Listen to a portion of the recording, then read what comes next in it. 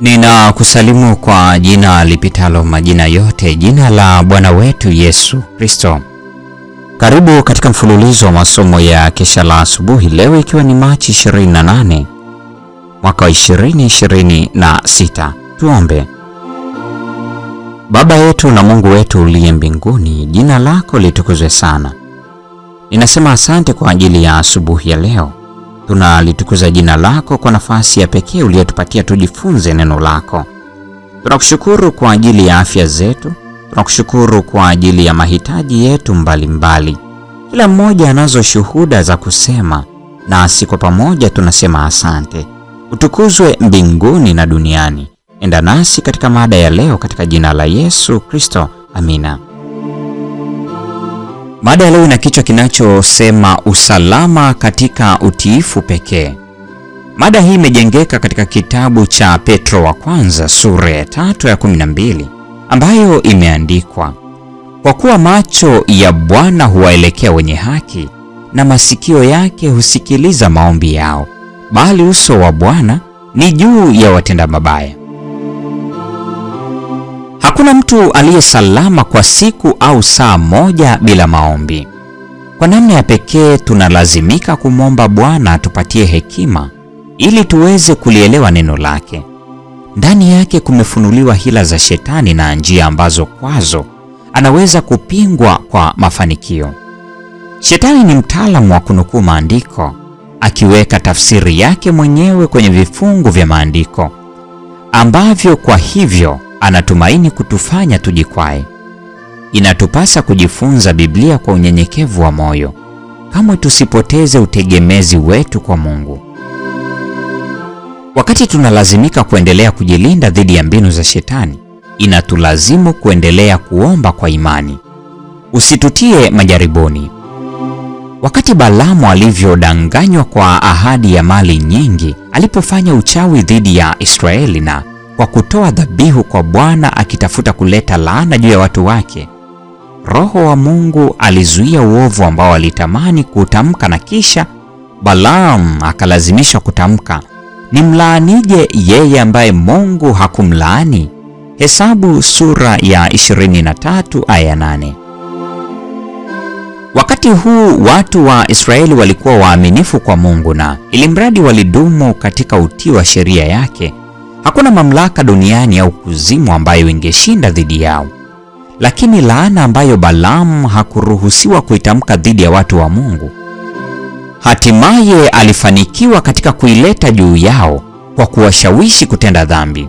Walipoziasi amri za Mungu, kwa kufanya hivyo walijitenga mbali na Mungu, kisha wakaacha kuonja nguvu ya mwangamizaji.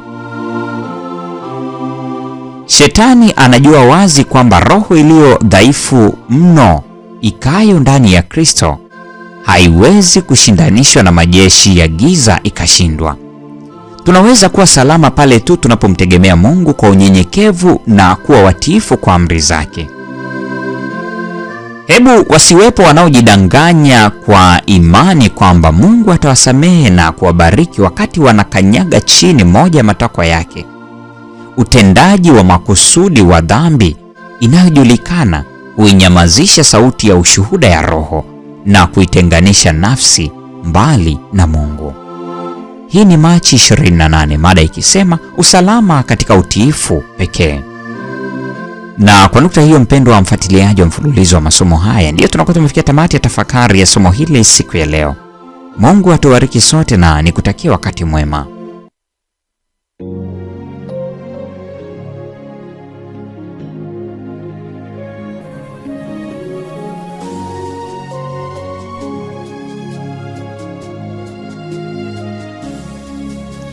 Salama katika mwamba imara, moyo katika mawimbi na shinda. Katika huzuni kwako nitashinda. Mwamba imara, tajificha kwako.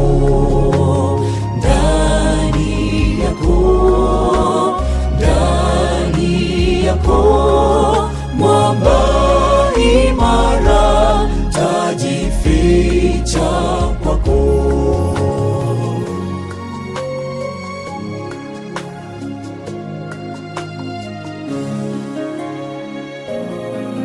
wimbi la mawio, saa ya upweke, majaribu yanaponiandama, wiki ya maisha basi utulivu, mwamba imara tajificha kwako.